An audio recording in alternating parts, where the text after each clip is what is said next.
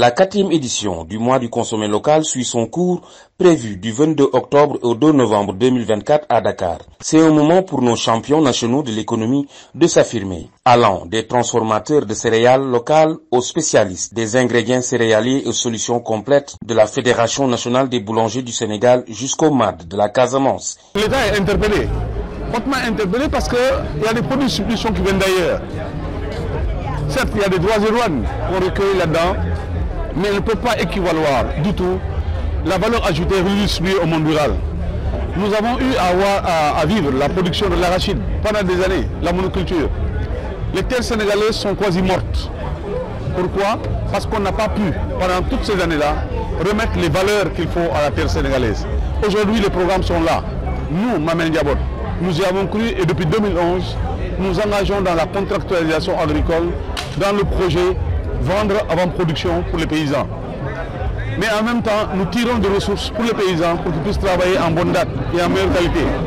Nous avons relevé la productivité agricole de 400 kg à l'hectare à 1,5 tonne en 2022 et nous espérons cette année, avec les efforts qui ont été consentis, arriver à 3 tonnes à l'hectare sur le 1000. Il faut commencer d'abord par un système de conservation des produits semi-finis. Par exemple, la pulpe de MAD. Parce que le MAD, il est saisonnier. Il est là que pour 3 mois, 4 mois, et puis c'est fini.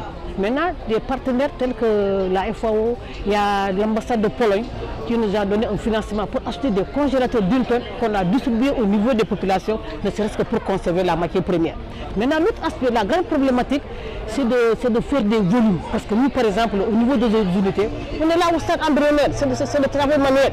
Maintenant, notre préoccupation, c'est d'introduire, d'intégrer ce grand projet du chef de l'État qui consiste à industrialiser. Donc l'industrialisation, c'est quoi? C'est de mettre en place des chaînes de production pour la production du MAD où on doit faire du volume.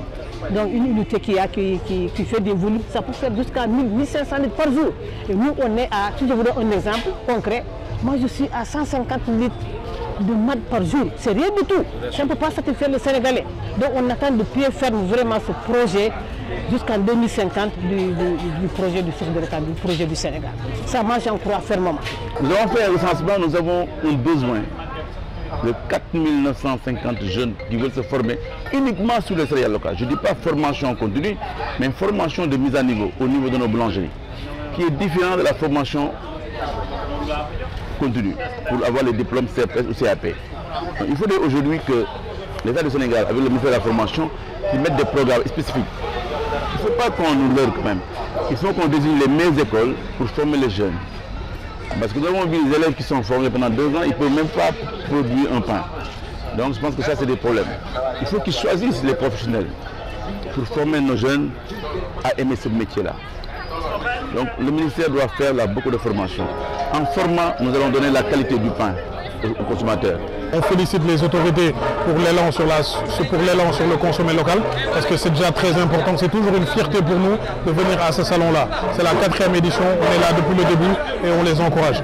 Bon, nous, en fait, on va dire qu'on a un plaidoyer. Notre plaidoyer, c'est quoi? Aujourd'hui, nous produisons de la farine au Sénégal. On importe à peu près moins de 900 000 tonnes de blé chaque année. Aujourd'hui, on veut que ces importations-là soient, on ne va pas dire contrôlées, mais soient plus en fusion avec nos céréales locales. Si on arrive déjà à mettre 100 000 tonnes de nos céréales locales dans la production, c'est déjà un énorme pas. Aujourd'hui, Eurogerm s'engage avec la fédération, s'engage avec la fédération des boulangers, avec la RBS et aussi avec l'AMIS pour atteindre cet objectif-là. Aujourd'hui, devant le ministre, j'ai fait un plaidoyer en lui expliquant que les céréales locales, on n'a pas assez. La quantité, elle est, on va dire, elle est un peu insignifiante parce qu'il n'y a pas vraiment d'industrie qui transforme ces céréales-là. Tous les produits que nous trouvons sont faits de manière artisanale. Et il y a beaucoup de déchets, et beaucoup d'impuretés. Si on arrive à avoir une production, une très bonne production, nous savons que nous avons beaucoup de terres arables en Afrique. Nous avons beaucoup de terres au Sénégal où nous pouvons cultiver ces céréales-là. Et nous voudrions que l'État accompagne plus les agriculteurs pour que ces céréales-là soient cultivées et qu'ils puissent être incorporées dans la transformation du pain. Des services innovants et même nos voisins de la sous-région sont au rendez-vous sous la supervision de l'Agence sénégalaise pour la promotion des exportations. Nous avons un produit phare qui s'appelle les centaurettes. Alors c'est quoi les centaurettes? C'est des petits bouts de papier imbibés de parfum pour faire de la communication. En général, on les met soit dans l'habitacle des véhicules ou dans une armoire. Donc les centaurettes peuvent avoir plusieurs déclinaisons en termes d'odeur. Là, nous avons 15 parfums et donc ce sera au choix. Avec les centaurettes, on peut faire de la communication, c'est-à-dire pour faire un plan marketing, pouvoir toucher assez de gens. Parce que la particularité du centaurette, c'est qu'une fois dans l'habitacle d'un véhicule, même après l'odeur, les gens ne l'enlèvent pas. Donc vous avez un moyen de rester pendant longtemps dans un environnement et donc qui pourrait toucher plusieurs clients potentiels. Des produits made in Benin, voilà, c'est du jus de fruits, jus d'ananas, spécialité ananas naturel. Nous avons les jus d'ananas, nous avons les ananas séchés aussi.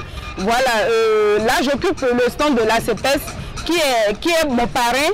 Voilà, dans le projet Talent Africain à l'international. Le projet Talent Africain à l'international permet aux différentes entreprises, qu'elles soient sénégalaises, béninoises, ivoiriennes ou burkinabées, de recruter des talents, nous jeunes, voilà, qu'on met au service d'une entreprise pour pouvoir vendre des prestations et des produits pour ces entreprises. Là, moi, j'ai été recruté par Béné Trésor, voilà, dans le cadre du projet Talent Africain à l'international.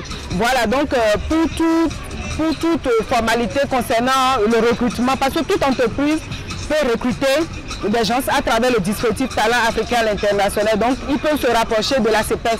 La CEPES, c'est notre parrain ici, c'est lui qui nous aide dans notre mission ici au Sénégal. Voilà, comme je l'ai toujours dit, c'est une très bonne expérience à l'international parce qu'un Sénégalais est sur un autre territoire. Vous me voyez ici, je suis béninois, je suis sur le territoire sénégalais. C'est comme ça, d'autres Sénégalais sont sur le territoire béninois, sont sur le territoire burkinabé, sont en Côte d'Ivoire aussi. Voilà, donc ça nous permet à nous jeunes de connaître d'autres pays, d'autres cultures, de sortir de notre zone de confort, de grandir aussi et de rencontrer beaucoup de personnes, beaucoup de cultures et plein de choses. Cet événement, placé sous le thème central du consommer local, un levier de développement industriel, de compétitivité et de résilience des économies de l'UEMOA, un thème en phase avec les objectifs de transformation industrielle à l'horizon 2050 de la part de l'État du Sénégal. Parce que si nous voulons avoir une souveraineté, donc il faudra avoir une économie compétitive basée qui sera le soubassement d'une bonne politique industrielle, une bonne politique commerciale qui sera portée par les petites et moyennes industries et entreprises. C'est la volonté du chef de l'État également de revoir un peu la politique industrielle qui est en général composée de beaucoup de problématiques. Tout le monde connaît le diagnostic. Par rapport au référentiel, nous sommes en train de voir comment redynamiser la politique industrielle, moderniser également le commerce, faire de l'environnement des affaires aussi qui soit attractif. Ça va nous permettre aussi, par rapport à la souveraineté alimentaire, d'avoir une économie forte, capable de faire de la production, de la transformation, de la commercialisation et de l'export. Donc ça fait partie des visions du chef de l'État. Et je pense que suite aux états généraux qu'on vient de sortir du commerce de l'industrie des PME, là nous sommes à la 4e édition du mois de consommation local, qui est aussi une occasion pour nous d'apprécier un peu le niveau de problématiques, les attentes, les diagnostics également de ceux qui évoluent dans le secteur.